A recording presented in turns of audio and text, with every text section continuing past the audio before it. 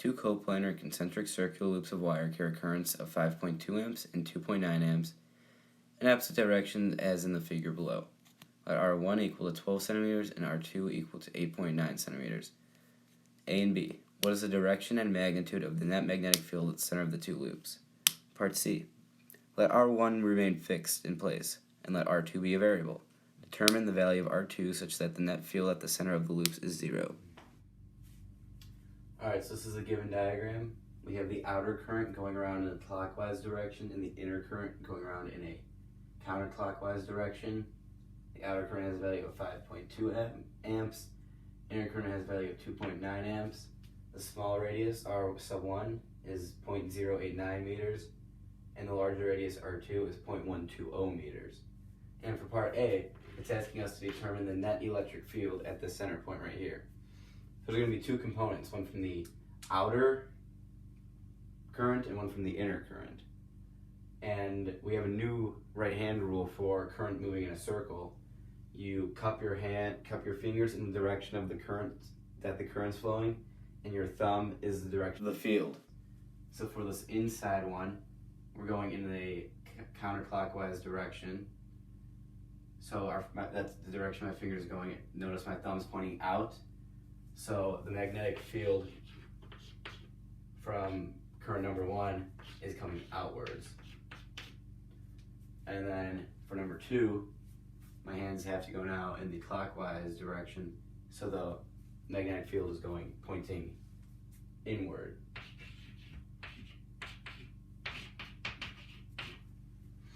You might be tempted to try and plug in all these values into mu naught I over 2 pi r, but that doesn't work since the current's moving in a circle.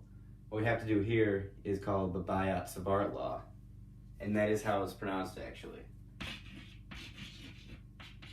dB is equal to mu naught I over 4 pi times ds cross r over r cubed. And that might look pretty confusing, but I'll walk through it real quick. This part stays the same. ds cross r, since it's completely perpendicular, it's just dsr. And since ds is just rd theta, because s is arc length, I can rewrite it as this. This part stays the same. Again, ds is rd theta, and that's just r.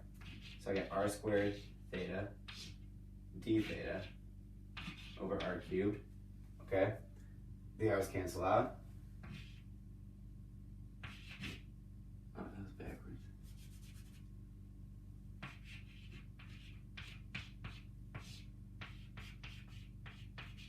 And once you integrate to get rid of the d's,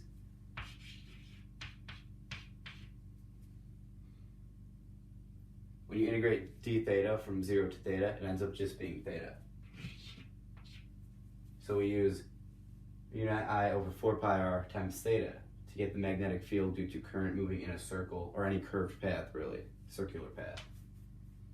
So for the first one, the inner current, using that equation, mu naught times the inner current, 2.9 amps, over 4 pi times the small distance, which is 0.089 meters, and times theta. And it's important to remember here that the theta is always going to be in radians, and since it's a complete circle, it's going to be 2 pi radians. The value is actually equal to 20.47 microteslas. In a similar manner, for the current on the outside, again pointing inwards, mu naught, the current is 5.2 amps over 4 pi times the larger radius, 0.120 meters, again times 2 pi since it's moving in a circle. And this has a value of 27.23 microteslas. So we have one component of the magnetic field pointing outwards with a strength of 20.47 microteslas, and B2 pointing inwards with a strength of 27.23 microteslas. So the net magnetic field is actually 6.75 microteslas in. did to get that was just subtract the larger one from the smaller one, and then take the direction of the larger one. So that's part A.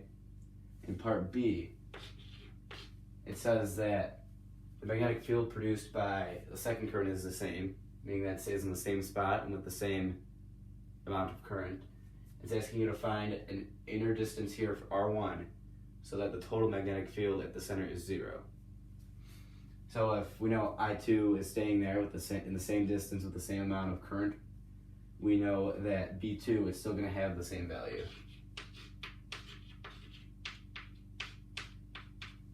And then we know that current is staying the same inside, it's just the distance that's changing. So if we want it to add up to 0, they have to have equal magnitudes in different direction. So we already know they're in different direction, so we just got to have an equal magnitude. Again, using our equation as a product of the Biot-Savart Law, the current is I1, which is 2.9 amps, over 4 pi, and we don't know what R is, that's what we're solving for, so keep it as R, again, times 2 pi, because it's in a complete circle. You could rearrange the values a little bit, get an expression for R. Right now I'm just multiplying by R and then dividing by 27.23 microteslas.